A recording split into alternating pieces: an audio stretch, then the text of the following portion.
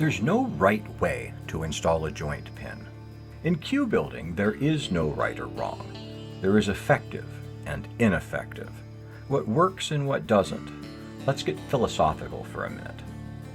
Perfection is not created by human hands or minds. We're not capable. We can get close, but rules have limited utility in getting us there. Rules are from the devil. Grace is on the path to perfection.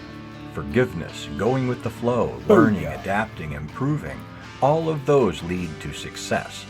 Rules, on the other hand, lead to mistakes because people who follow rules don't think.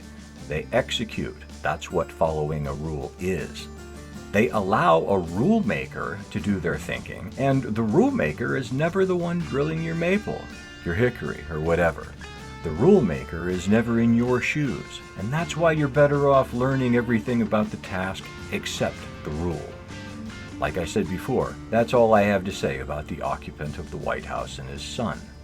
Outside of morality, there is no right or wrong way to do things. There is only effective and ineffective, or less effective.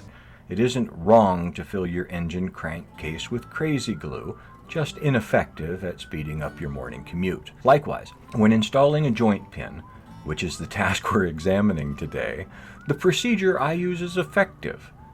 I learned it primarily by experimentation, but I've read books and watched a lot of instructional videos too. Other cue builders add a couple steps. I do too when needed. The thing to keep in mind is that what you're learning is not a series of steps to take so that every single time they lead to a result that never differs. You're working with wood. The result is going to be different every single time. That's the beauty of it. Instead, the goal should be to learn exactly what it is you're trying to accomplish and how each tool helps get you closer. Then use each tool as the situation dictates. It's similar to the difference between following a rule book versus following your educated heart. Rules can't imagine every scenario.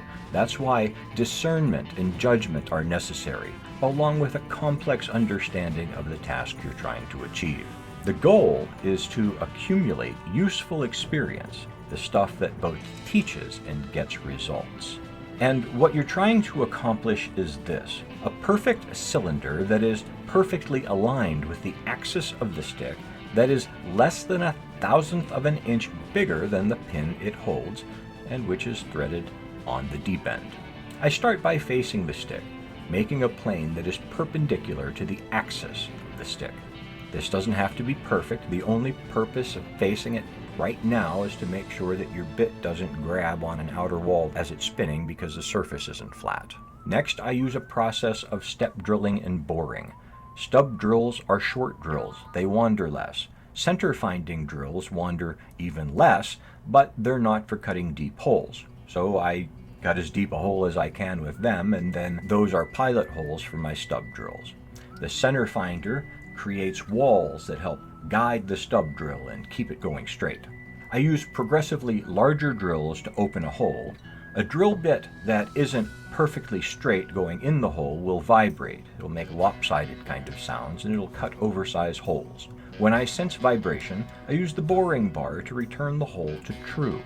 Insert the bar deep in the hole, adjust until the cutter begins to scrape, then in 1/1000th increments, expand the hole until the boring bar scrapes all the way around, not just on one side of the hole.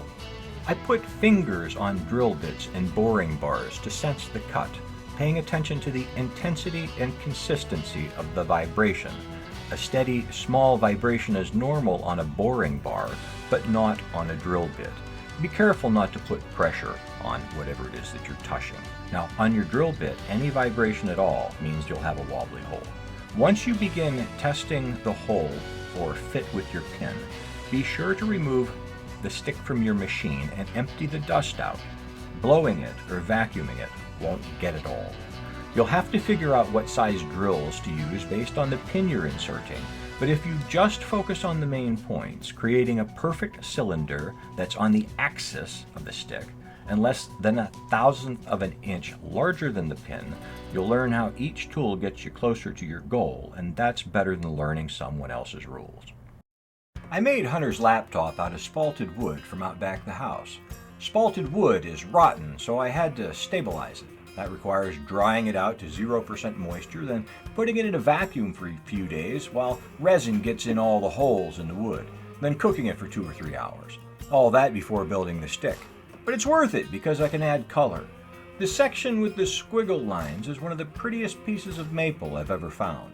The purple sections beside it are ash, a species that's dying out in these parts. And the deepest pink is birch, and all the other pink sections are beech. Look for shiny letter C's in the chatoyancy. That's an easy way to spot beech. I suspect this pink charmer has won a heart or two, but if you win the auction, be sure you take this girl out to the tables and feed her a few racks. She's hungry. She's always hungry.